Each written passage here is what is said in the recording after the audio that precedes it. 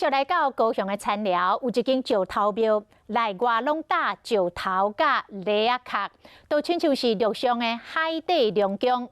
讲这间石头庙有一个感人的故事。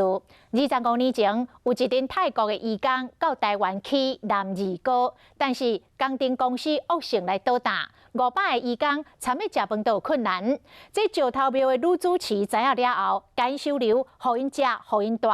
这移工为着要报答着主持，就捡真侪石头甲梨仔壳，一粒一粒来起出着这间保温的石头庙。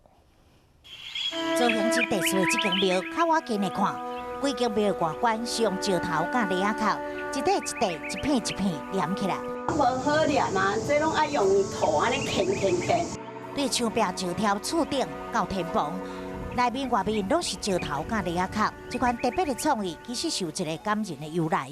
就在1994年的时阵，有一阵泰国籍的移工来台湾去南二高，但是工程公司煞恶性倒店，500名移工失业，嘛无所在去。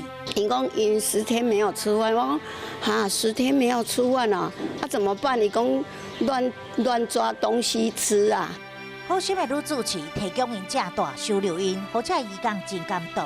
在太老公。啊无师傅来甲伊连上去，我甲讲好啊，就当甲伊连上去啊。为着报答，这移工是捡石头甲梨仔壳来帮忙起庙，用将近12天的时间完成。